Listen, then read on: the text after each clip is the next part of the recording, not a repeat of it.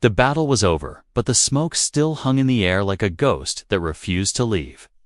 Corpses of metal and flesh burned together, sparks dancing in the ash-filled wind.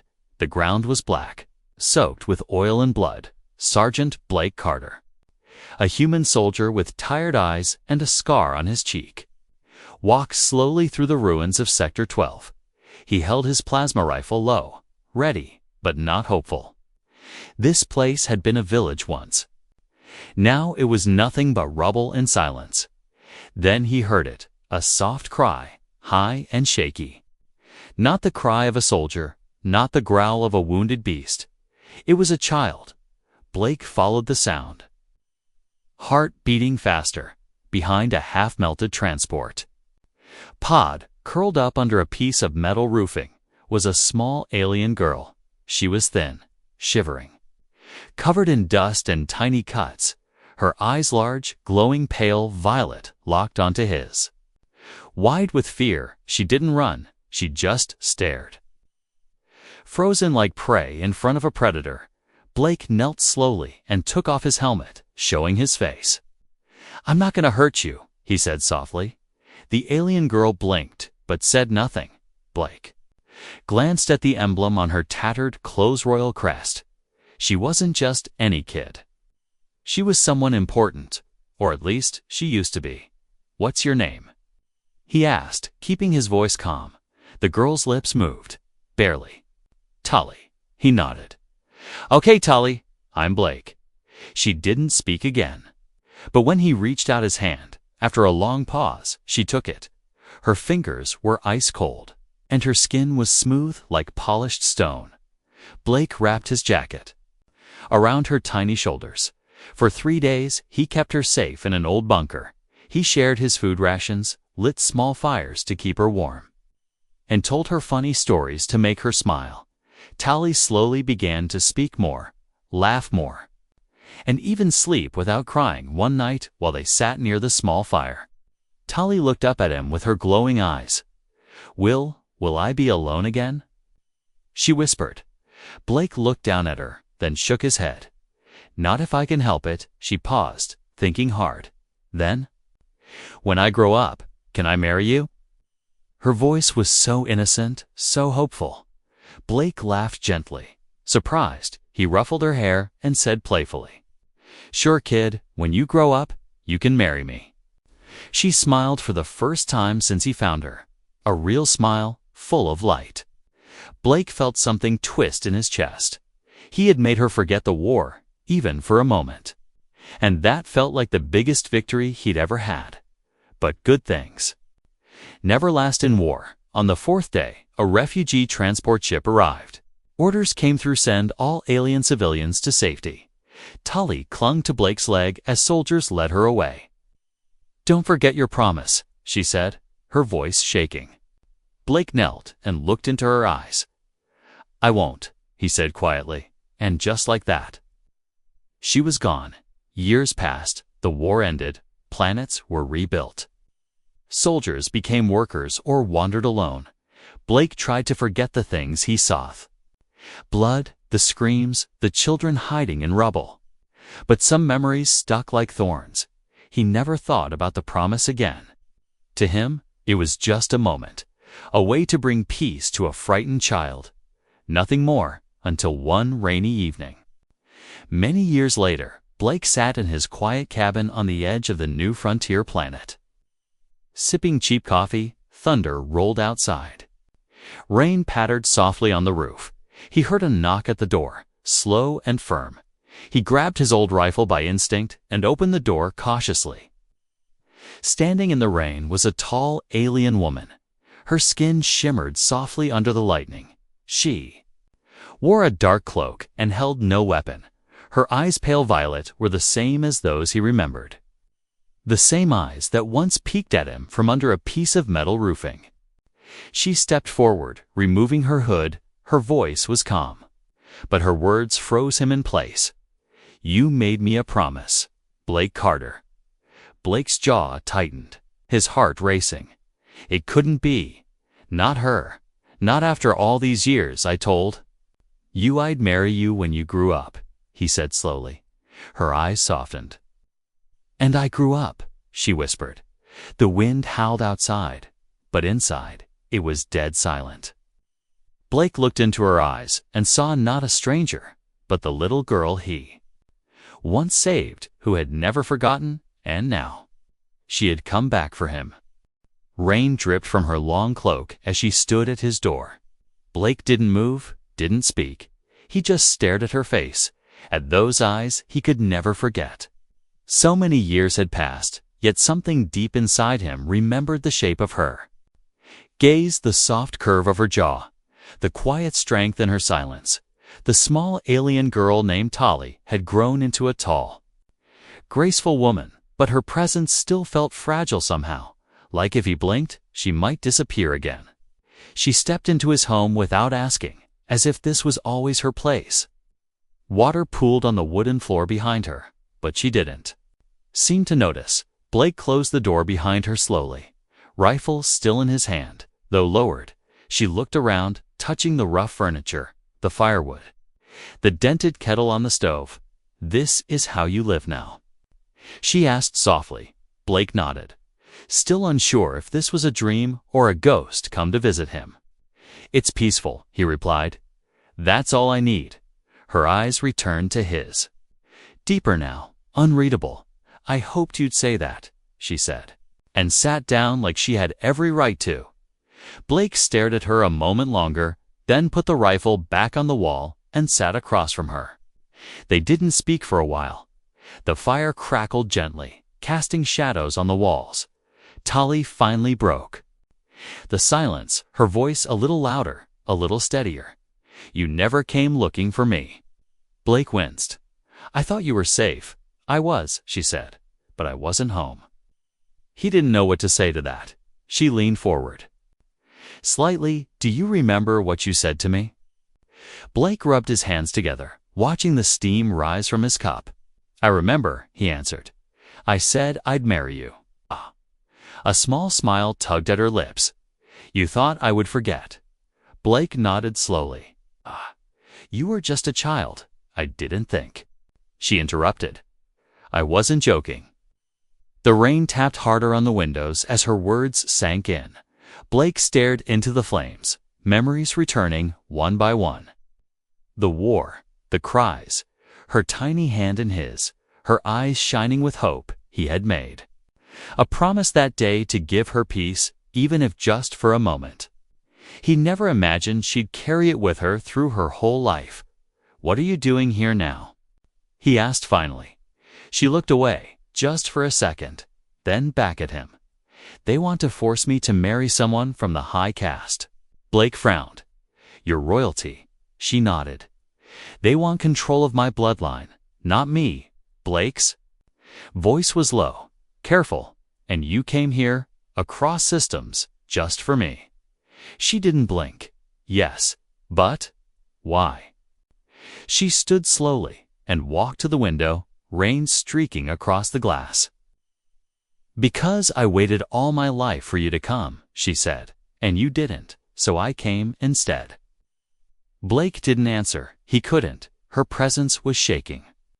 The quiet world he had built with his own hands. Suddenly, a sound outside. A faint buzz in the distance. Tali turned her head sharply, her body tense. "They found me," she whispered.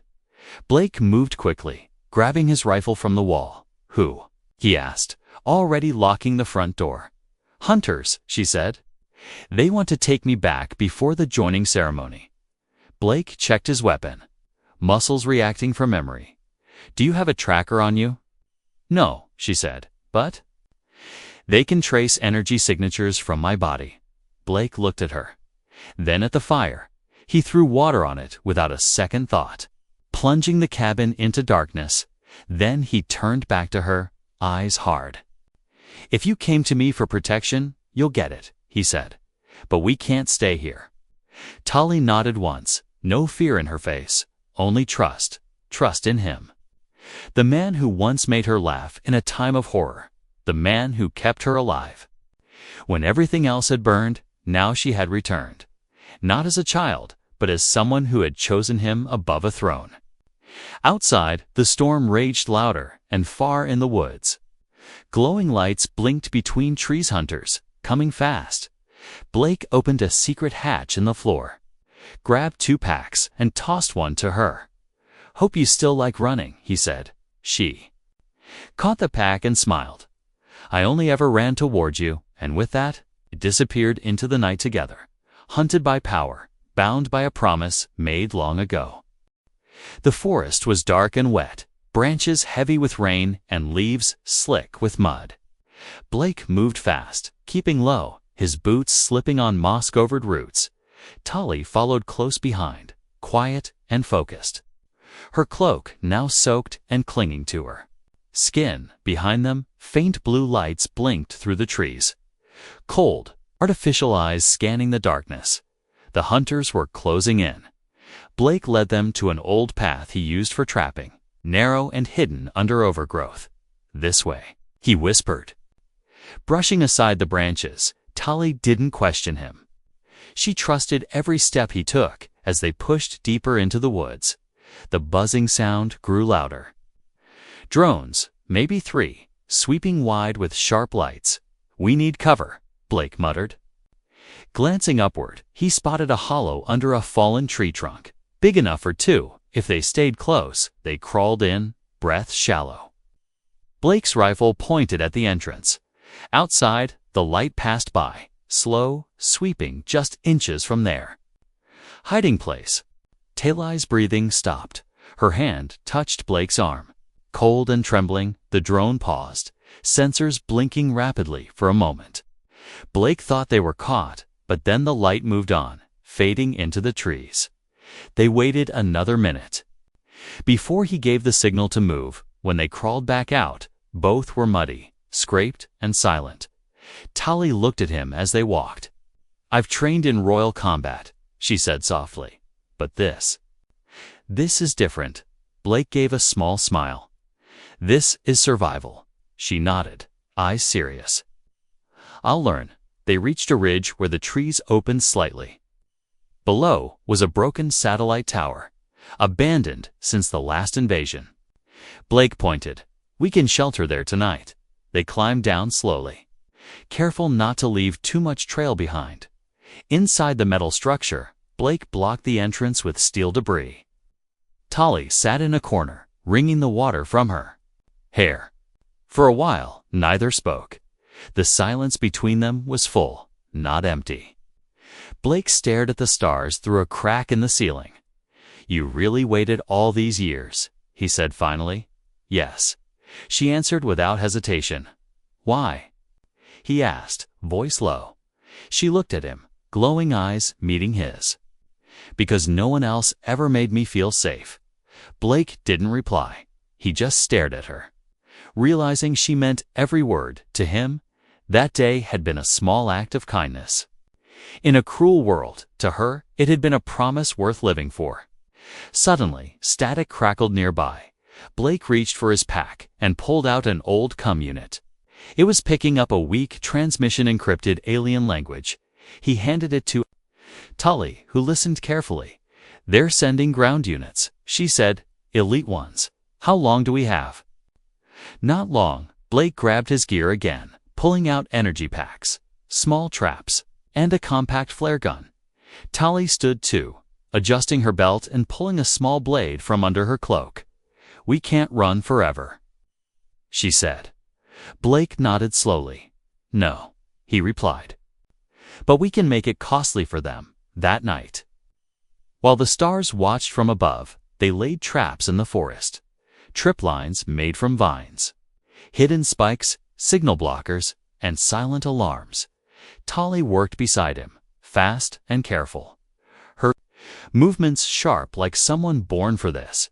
They moved like a team who had done this for years, even though they had only just reunited before dawn. They returned to the satellite shelter. Blake checked the perimeter one last time, then sat beside Tali. She looked tired, but calm. He offered her a piece of dried meat from his pouch. She took it, chewed slowly, then said, "I never thought you'd be living like this." Blake gave a small laugh. "I never thought I'd." See you again. They sat in silence for a long time, the soft wind blowing through broken steel beams above. Then, just as the first light of day touched the treetops, a sound echoed in the distance, not the quiet hum of drones. This was louder. Heavier, marching feet, metal boots, weapons charging. Tali stood up, eyes locked on the forest. "They're here," she said. Blake rose beside her, rifle in hand. "Then let's give them a welcome," he replied. And in that moment, it was no longer about the joke he once made, no longer about promises or memories. It was about survival, about standing together, one human, one alien, against a world that didn't want them to choose their own path. The ground shook slightly with each step of the incoming soldiers. Tali stood near the broken satellite wall, her blade in one hand, her back straight and calm. Blake checked the charge on his rifle one last time, then moved to the narrow opening they had made earlier. He placed a small motion sensor near the entrance, then looked at her. "They'll come through here first," he said. Tali nodded. "Good, that makes it easier for a few minutes." The forest held its breath. Then, a loud snap, one of their trip lines triggered. A soldier cursed in a harsh alien tongue. A second later, a trap went off, sending metal spikes up from the ground. There was a scream, followed by shouts and weapon fire. Blake ducked down as shots hit the walls of the satellite building. Tali moved beside him, fast and silent. She leaned out, spotted two attackers moving along the side, and threw a smoke charge. The air filled with gray clouds as she slipped through the back exit. Unseen, Blake stayed behind, drawing attention with steady bursts from his rifle. He wasn't trying to kill them all, just hold them back long enough. Through the smoke, he heard another explosion. Then silence. When it cleared, Tali stood above two fallen soldiers, her blade glowing softly. Her breathing was fast, but her face calm. Blake stepped out slowly, eyes scanning the tree line. "I see you didn't forget how to fight," he said. She wiped her blade clean and smiled slightly. "I told you I trained, but their moment of victory didn't last." A new sound filled the forest, a heavy, mechanical whine. Tali's smile faded. "They sent a scorcher," she whispered. Blake cursed under his breath. A scorcher was a flame tank with armor thick enough to survive a missile, and it didn't come to talk. He grabbed her arm, pulling her back into the building. "We need to go," he said. "No," Tali replied, eyes flashing. "We stand, or we're hunted forever." Blake looked into her face, searching for fear, but found only resolve. He gave a slow nod, then pulled out a signal jammer and a remote mine. "If we bring that thing close enough, I can blow it sky high," he said. Tali gave a quick nod. "I'll lead it to you." Before he could protest, she had already slipped through the trees. Blake moved fast, placing the mine under a large tree root, then hiding nearby. His hands trembled slightly, not from fear, but from the weight of what they were doing. This wasn't a soldier's mission anymore. It was personal. In the distance, he saw her running fast, her cloak flying behind her like wings. Behind her, the scorcher rolled forward, flames licking the ground where she had just stepped. She dove behind a fallen log as it followed. Unaware, it was heading straight into Blake's trap. "Now?" Blake whispered, pressing the trigger. The explosion was massive, shaking the ground and sending fire into the sky. Pieces of the scorcher flew in all directions. The forest lit up like day for a moment.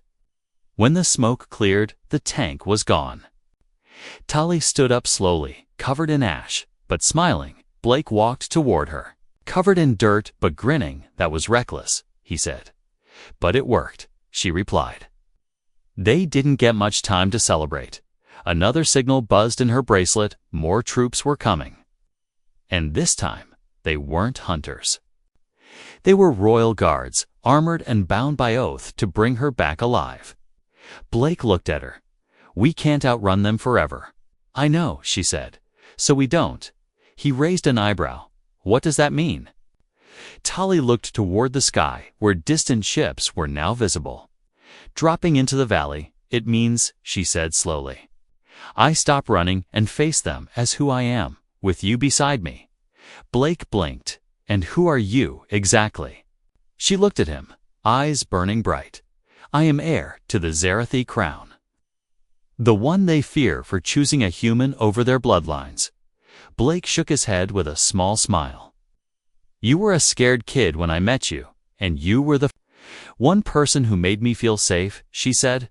Now it's my turn. As the guards approached, shields glowing and weapons drawn, Tali stepped forward to meet them, and behind her, Blake stood without fear. Not as her protector this time, but as her partner. The royal guards moved in a tight formation, armor shining under the early sunlight. Each step they took was in rhythm, their weapons humming with energy. They didn't speak, didn't hesitate. They were trained to obey one command, bring the runaway princess back alive. No matter who stood in their way, Tali stood tall in front of the collapsed Scorcher. Her cloak burned and torn, her blade in hand. Blake stood beside her, holding his rifle steady, eyes narrowed. The lead guard stepped forward, taller than the rest, his mask gleaming silver. Princess Tali of the Zarathi line, he said, in a deep, metallic voice. You are ordered to return under the right of blood claim. Tali didn't flinch. I refuse the claim, she said firmly. The guards shifted slightly, unsure how to respond. Blake whispered, What's the right of Tross? Blood claim. Tali answered without taking her eyes off the leader. It means I've been marked for forced union to create a royal heir. Blake's jaw tightened. His grip on the rifle grew stronger. He stepped forward, just slightly. She's not going anywhere, he said. The lead guard looked at him, almost amused. And who are you to speak during royal matters? Blake didn't blink. I'm the man she chose. A long silence followed. The forest quiet, except for the distant crackling of burnt trees. The guard finally raised his hand and pointed his weapon at Blake. Then you will fall first, he said before he could fire. Tali moved like lightning. She leaped forward, knocking the weapon aside, blade flashing in her hand. In seconds, she was inside their formation, her movements graceful and deadly. Blake didn't wait. He opened fire, hitting two guards that tried to circle her. The fight was fast, brutal, and full of smoke and sparks. Tali moved like a dancer in a storm, each strike precise, each step meaningful. Blake covered her from the edges, his shots timed perfectly to keep enemies off her back. They fought like one mind, one body, not a soldier and a princess, but something more. When the last guard fell, the leader dropped to one knee, his armor cracked and burning. He looked up at her, his voice struggling. You would betray your bloodline for a human. Tali's eyes were full of fire. I'm not betraying anyone, she said. I'm choosing who I am. The leader slumped to the ground. Unconscious, Tali stood over him, breathing hard, her blade dripping with energy residue. Blake walked over, his shirt torn, face bruised, but still standing. He looked at her with wide eyes. You could have killed them all by yourself. She gave a tired smile. Maybe, she said, but it felt better doing it with you. Blake sat down on a fallen log, catching his breath. So what now? He asked. She looked at the guard ship that hovered above the trees. Still watching, still waiting. They'll send more, she said, stronger. With permission to kill, Blake looked up at her. Then we need to end this, now. She nodded slowly. There's one way. He tilted his head, curious. I can invoke the ancient trial of freedom, she said, if I win. No one can force me into marriage or exile. Blake frowned. Sounds easy. It's not. She whispered, I have to fight the one who made the blood claim. Blake's voice dropped. The guy who wanted to force you into this union. Yes, she replied. And he's not just anyone. He's the high champion of my people. There was silence again, the wind blowing softly through the broken trees. Blake stood, eyes hard. Then let's go, he said. Tali looked at him, surprised. You'd come with me. He stepped closer, placing a hand on her shoulder. I made you a promise, he said. I may have made it as a joke, but I never stopped meaning it. She looked into his eyes, searching, and then, slowly, she leaned forward and touched her. Forehead to his, a soft gesture, one used by her people as a vow. I choose you, she whispered, no matter what happens next, above them. The guard ship began to descend, lights scanning the area. Tali stepped forward and raised her hand in a royal signal. The trial had been declared, and now the whole empire would be watching. The guard ship hovered above the clearing, lights shining down like silent judgment. Tali stood in the center, her chin lifted high, her body calm but alert. Blake stood just behind her, quiet, steady, watching everything as the wind pushed. Through the trees, the silence was finally broken by a deep, mechanical voice from the ship. Princess Tali Zarathi, you have invoked the trial of freedom. Do you confirm this by oath? Tali raised her right hand, palm forward. I confirm it, she said, voice clear and strong. The light from the ship pulsed once, then prepare. The voice replied. Your challenger arrives in 1 hour. The ship began to pull back, hovering higher until it disappeared through the clouds. Tali let out a slow breath, her shoulders dropping slightly. Blake stepped forward, placing a hand gently on her back. You okay? She nodded, but didn't smile this time. I've trained for this all my life, but now it means more than survival. Blake looked at her, confused. What do you mean? She turned to him, her expression full of emotion. If I lose, they won't just force me to marry. They'll erase everything about you and what we shared. Blake clenched his fists. Then don't lose, he said simply. They used the time they had to rest and prepare. Blake sharpened her blade, checking its balance. Tali knelt under a tree, meditating with her eyes closed. The sky grew darker as the hour passed, clouds turning purple under the fading sun. Then the sound came, like thunder and metal tearing through the sky. The High Champion's warship descended slowly, grand and full of power. Blake watched as a massive ramp lowered from its belly. Out stepped a towering figure in black and crimson armor. His presence made the ground seem heavier. This was not just a warrior, this was a killer. Tali stood and faced him without hesitation. The champion removed his helmet, revealing sharp alien features, and golden eyes that locked on hers with cold amusement. Little runaway, he said. I expected you to beg. Tali didn't move. I came to fight. He laughed, deep and cruel. You bring your pet human to watch. Blake stepped forward, but Tali raised a hand, stopping him. This is my trial, she said softly, not his. The champion drew his massive blade, its edge glowing with deadly heat. Then come, he said, and lose with honor. They stepped into the trial circle, an ancient ring carved into the earth by the ancestors of her people. The guards and crew formed a wide perimeter. Silent, respectful, Blake stood just outside the ring, heart pounding, watching every movement. Tali and the champion circled each other slowly. Then, like lightning, he struck. Tali dodged, just barely, and returned with a quick cut to his side. The crowd gasped, but the champion only grinned, sharp. But still weak, he growled. They clashed again. The sound of metal against metal echoing across the valley. Each strike pushed Tali back, but she kept moving, kept breathing, kept watching. She knew she couldn't overpower him, but she could outthink him. Blake watched in awe. This was no longer the little girl he once protected.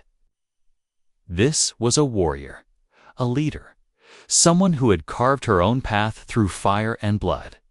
Then the champion swung hard, and Tully fell, her blade knocked from her hand. The crowd gasped again. He raised his sword high, ready for the final blow, but just as he struck, she rolled forward, grabbed a handful of dirt, and threw it in his eyes. He stumbled, blinded. Tully leaped up, grabbed her blade, and slashed across. His chest, his armor cracked open, and he fell to one knee. She placed the tip of her weapon at his throat. "Yield," she said. The champion stared at her. His pride shattered, and then, slowly, he lowered his weapon. "I yield," he whispered. The circle lit up in soft blue light, signaling her victory. The trial of freedom was complete. Blake ran to her side, breathless. She looked at him and smiled, her face tired but full of joy. "It's done," she said. He reached out, pulling her into his arms. "Not yet," he whispered. "Not until you choose what comes next." Tully looked at the crowd, then back at him. "I already have," she said, and kissed him gently, under the watching stars. The trial was over, but the world around them had changed forever. Tully stood in the center of the glowing ring, her blade lowered, her body covered in bruises and ash. Yet her eyes shone brighter than ever. Blake stood beside her, silent and proud. Around them, the royal guards dropped to one knee in silence. Even those who had chased her across planets now bowed their heads. The ancient laws had spoken. She had won the trial of freedom.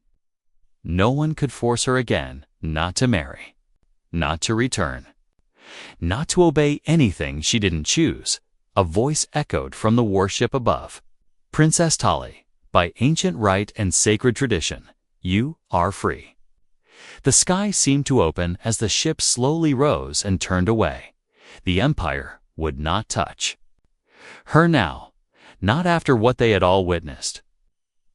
When the dust settled and the soldiers returned to their ship, only a few remained, advisors, elders, curious onlookers.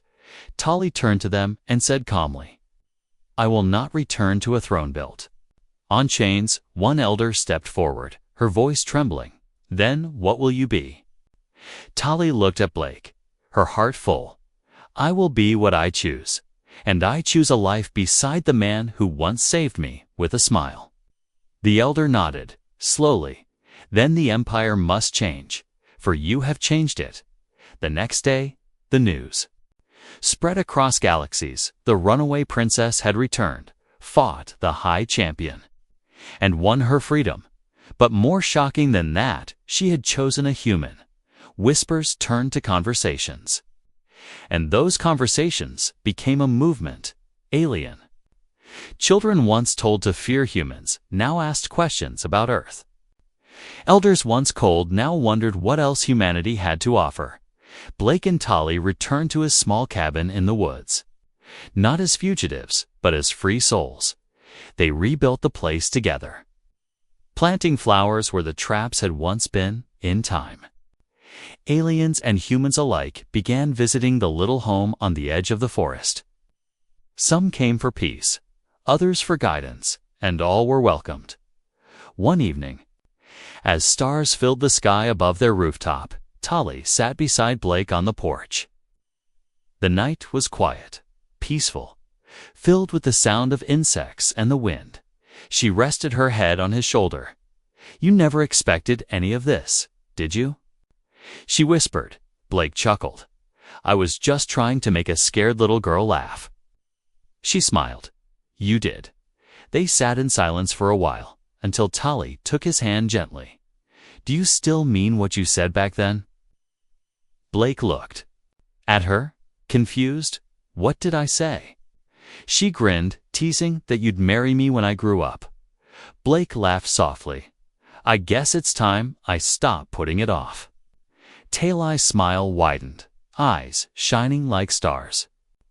"Then say it again." He turned to her, brushed a lock of hair behind her ear. "I will marry you, Tully," he said, voice steady. "Today, tomorrow, and every day after." And she replied in the language of her people, the words of old. That meant forever. They stood together under the stars, not as alien and human, but as something new. Proof that a single promise, made in innocence, could change the fate of galaxies.